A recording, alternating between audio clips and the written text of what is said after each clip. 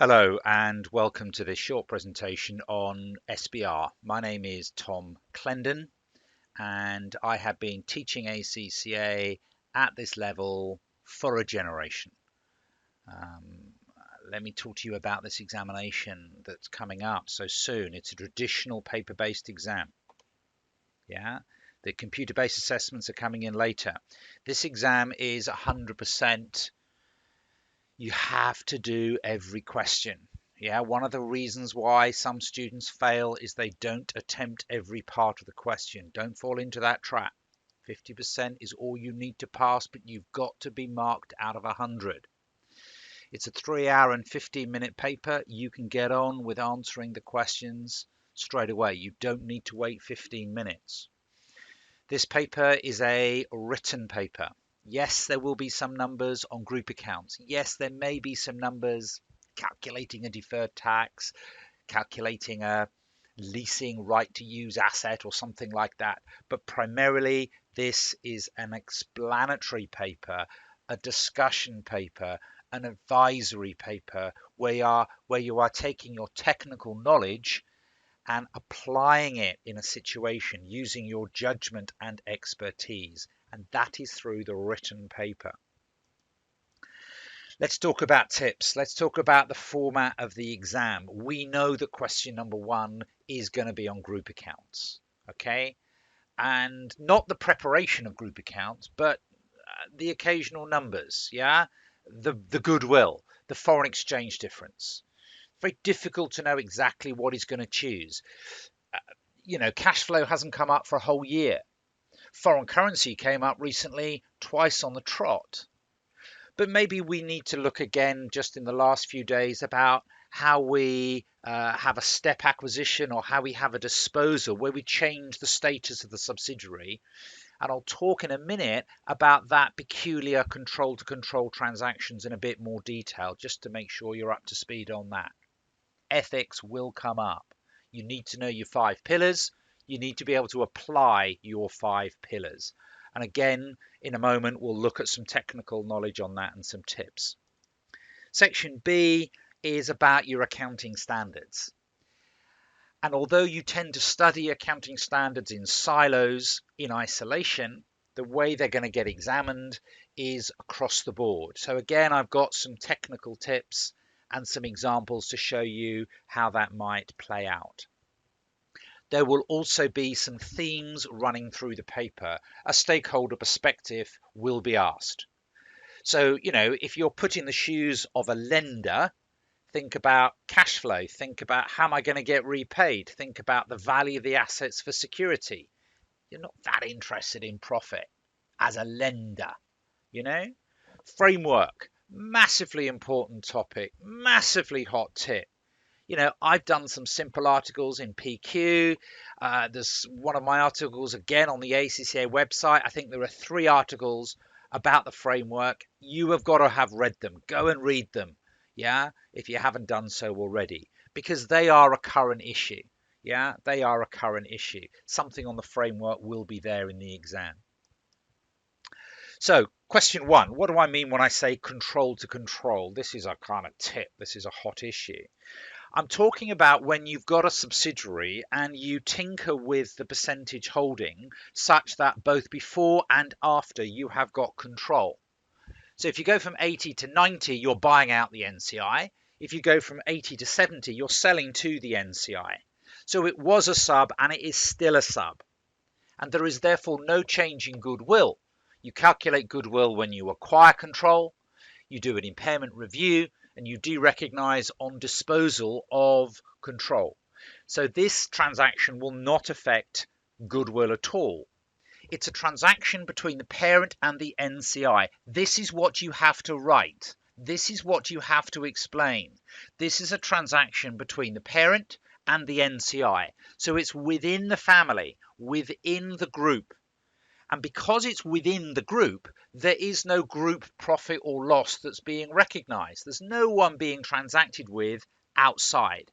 So there will be a difference between the cash coming in or out and the change in the NCI, and that difference goes to equity. That difference goes to equity. Question 2. Let's deal with certainty. Ethics will come up. OPIC, the 5 pillars. Don't list them. Don't list them. You've got to apply them. But in order to apply them, you've got to know them. To be ethical, you've got to be objective. You've got to be independent. You've got to be competent. If mistakes are made, if the question is suggesting an inappropriate accounting treatment, call it out. Say that the director is not competent. Say this is the wrong accounting treatment. It is unethical. Any suggestion of bullying, any suggestion is if you don't do this, you lose your job. Any suggestion of bribery, if you do this, you'll get a pay rise, is wholly unprofessional behavior. It is unethical. Call it out. You'll see those phrases in past exam questions.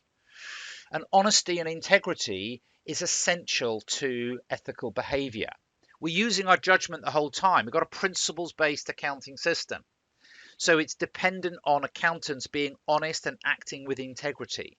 If you have any suggestion of creative accounting, manipulation, falsifying the numbers, not telling the truth, call it out. Yeah, integrity is core. Confidentiality as well, like your doctor, like your lawyer, as an accountant, we owe our clients a duty of respect and confidentiality. Have a look at past exam questions. When you are approaching these questions, make sure you understand what you are supposed to be doing. Read the requirement and then read the question. And what you will notice throughout the SBR paper is that the requirement and the question align. So part A of the question relates to the first or second paragraph. Part B of the question relates to the second and third paragraph. Part C of the question relates to the last question. Go back, prove this to yourself. Yeah, so in the exam, make sure when you're looking at the requirement, you're looking at the right set of information. You don't have to overread the question. Specifically in question 2, address each accounting issue. If you're not 100% sure, guess. If you're not 100% sure, disagree. If you're not 100% sure, think of the framework. Apply the framework. Only in question 2, when you've considered all of the accounting issues, should you be reflective and mature enough to draw together the ethical principles. And when you go to a doctor, the doctor will give you a diagnosis, the doctor will tell you what is wrong with you, and then the doctor will tell you what to do. Lose weight, stop smoking, right? So we need to be giving advice in the exam in ethical dilemma questions. We need to initiate that advice. And to be honest, that advice is fairly generic. And whenever you're writing in exams, it's short, sharp sentences because the marking guide is always orientated to 1 mark per valid point. So what are these generic points that you can be making to earn marks in question 2 about the actions somebody should be taking when they're in the middle of an ethical storm? 3 things. Challenge them, address them, talk to them, explain that they are needing to stand up and articulate their correct point of view. Secondly, get advice. Yeah, get independent advice. Talk to a non-executive director, talk to the auditor, talk to the ACCA, get independent advice. Talk to someone, yeah, to make sure you're not kind of, out on a limb. And thirdly, resignation. You do not want to be a party to an unethical ongoing situation over which you have no control. So, yeah, section A, groups, section B, section A, groups and ethics, section B, lots of accounting standards. Here's an example. You have received a 5-year interest-free euro loan from the EU. No numbers. This question could be worth 5-6 marks. And maybe if there are numbers, it could even be worth 7-8 marks. This is not one accounting issue. I hope you're thinking about this. The first thing that strikes me is this is a financial instrument. The first thing that strikes to me is this is a loan. I've borrowed some money. So my initial recognition must be at fair value, present value of the future cash flow. So although I may have borrowed 10 million, the fair value of my liability isn't 10 million because it's an interest-free loan. So I would initially measure it at the present value of the future cash flow. I would initially measure it at the present value of the future cash flow. And that is a smaller amount than the amount I've received. Therefore, to that extent, I have a gain cropping up. What else do I think about? Well, having initially recognized that I have a liability, that liability measured at present value has been discounted, then subsequently has to be accounted for at amortized cost. So there'll be an unwinding of the discount going through the P&L. That's the second thing that I think of. What else am I thinking of? Well, I've got it from the EU. I've got it from the European Union. That's a quasi-government organization. They're giving me financial assistance. So it's a government grant. And I would have to think about whether the government grant was relating to capital or revenue expenditure. Right? I'd have to think about that. The information would have to be there in the question. And of course, you may have also noticed that the loan is in euros and we function in dollars in the exam. So you've got ISA 21 to kick in and to explain about. Separate paragraphs, separate points, right? Separate standards. And of course, as a monetary liability, it would have to be retranslated at the closing rate, exchange differences going to P&L. Okay? It's that sort of thing that you are going to get in the exam. You're going to have to think laterally. All right? It would be a miracle if this was the precise question that came up in the exam, but something like this, yeah, where you have an integrated weaving of ideas. The examiner is very original. That's why it's good to work past exam questions, but not to think about rote learning the answer. Yeah. Let's have a look at another one. Land and buildings.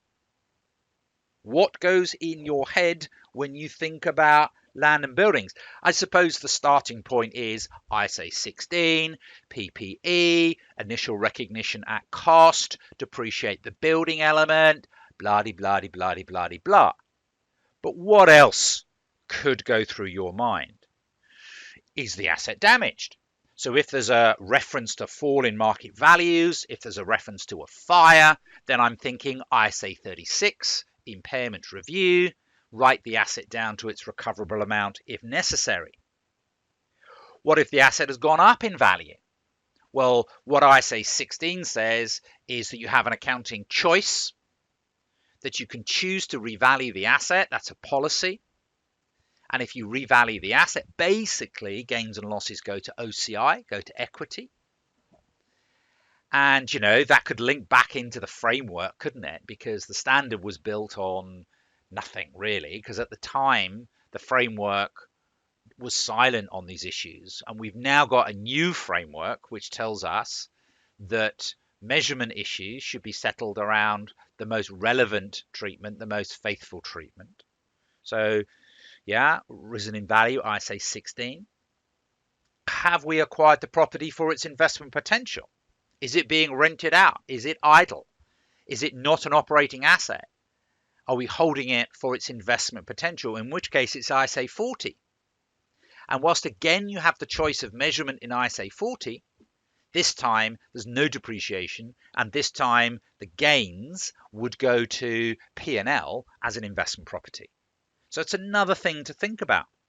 Or maybe you didn't buy the property in order to keep it and rent it out for its potential. Maybe you bought it to do it up, to sell it on. Maybe you're a property developer. Maybe you bought it for trading. Maybe it's ISA 2, inventory. All right? So, you know, there's lots of different accounting standards on land and buildings. You've got to think of the clues in the question and run with them. You know, if this is a property that you've had for a number of years, but now you've got an active plan to sell it, yeah, it's in a suitable condition for immediate sale, that you're offering it for sale at a reasonable price, you've got to think, well, hang on a minute. This is IFRS 5. This is held for sale. This will be a current asset. This will be subject to a write-down and impairment review potentially. So you've also got to think about, that side of it. And, just one more. If the question says it's overseas, then of course you've got foreign currency. And at the individual company stage, that asset is a non-monetary asset. So that asset is not going to be retranslated. It's going to be left alone. Oh my God. Yeah, you have so much knowledge. You've got to pick out the clues in the question and make sure that you articulate and advise accordingly. So, what do I want to say? It's late, isn't it? Yeah, some of you have done my mock. Fantastic. It's been great being able to mark your mock, send you back that information. Well done. Yeah, if you still want the mock, I guess you can just reach out to me, but it's really getting very late. I want to wish you luck. I want you to keep in touch, all right? Through Facebook, my Facebook page, through LinkedIn. I'm now much more active on LinkedIn, Twitter, email. I want to know how you have got on come this exam. I hope you found this useful. If you found this useful, please share this video. I thank you very much for listening. Keep going, keep working. You can do this. It's tough, but you want it to be tough. Yeah, time management is key. Handwriting quality is key. 1 mark per valid point. Come on, enjoy. Keep going.